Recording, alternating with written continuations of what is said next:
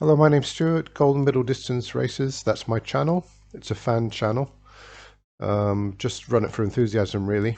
And I said I wouldn't really be doing any races from the 90s, but somebody brought to my attention Peter Elliot running in 1991 Dream Miles. So I thought that I would go with that and we'll have a look at the race. So let's go.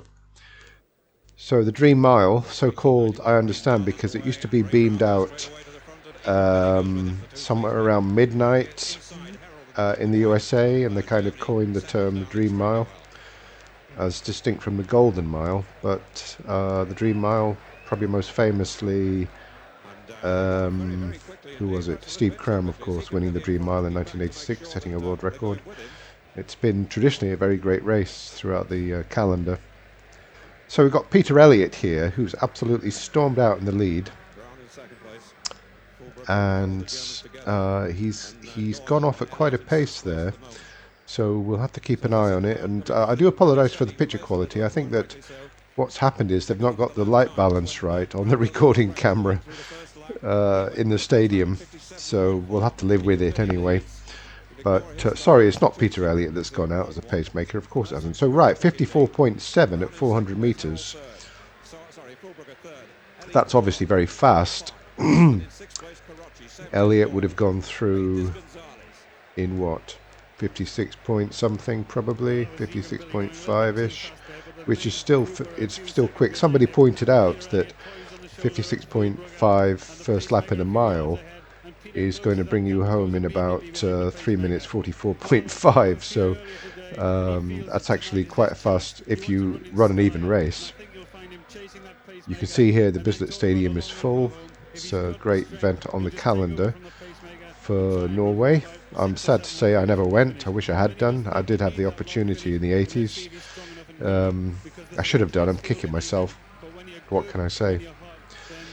To those of you who did manage to get there, congratulations to you. Must have been a great experience.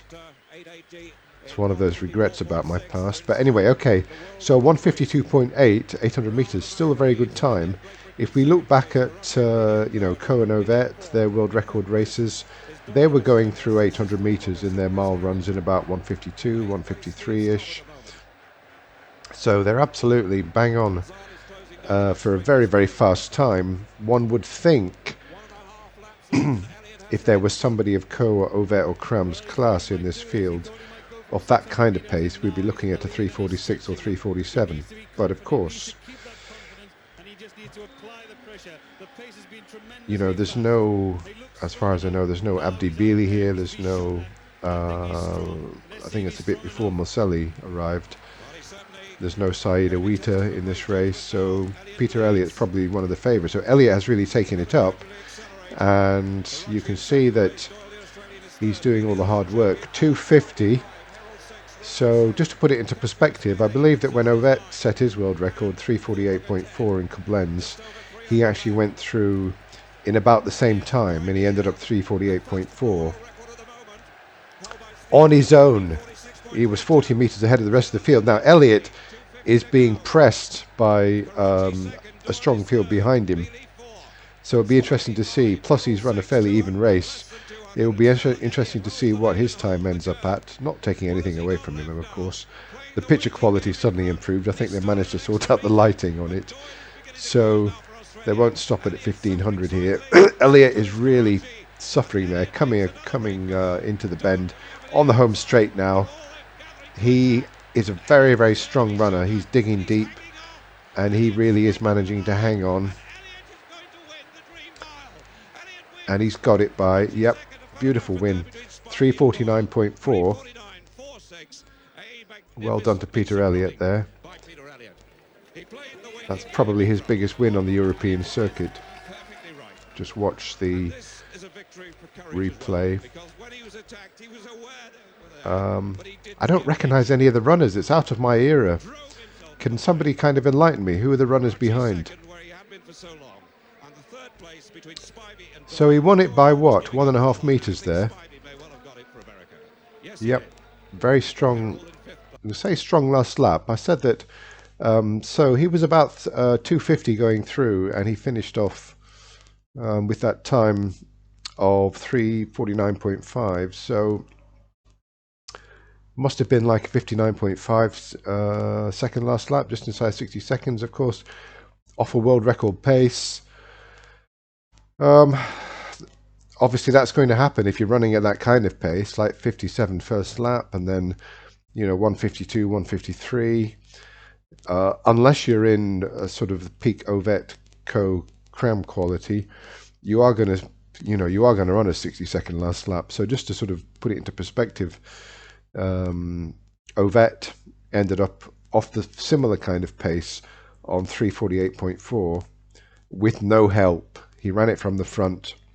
He didn't have anybody pressing him in the home straight like Peter Elliot did, and he still ran 3:48.4. That's just to, and he ran that in 1981. We're talking about 1991 here, just to give you sort of put it into perspective. Peter Elliot was a great runner, but obviously he did not reach the heights of Kramko and Ovet, who with that kind of pressure would have been able to pull out 58, 57 last lap and sort of run 3:47, 3:46, 3:47, which is what we've seen them run. Co's run, 3:47, Cram, of course, and I have to say that in the case of Cram, Co, and Ovet, in their fastest miles, they looked like they had plenty to spare. They looked like they could have gone faster. And in Peter Elliott's case here, he is absolutely running at his limit, as are all the other runners. So, okay, well, that's about it. You'll have to forgive me, well, or not forgive me, because really my channel is a sort of homage to Co, Cram and Ovet. So whenever I'm looking at other races like this Elliot race, I will be comparing with the three great British athletes. And much as I do admire and respect Peter Elliot, and I'm going to be covering his Commonwealth Gold shortly, he was just sort of one notch below the three great British milers. That's all for now. Let me know what your opinion is. I'd really welcome some comments, and any races you want me to cover, I'd be happy to consider it. Bye for now.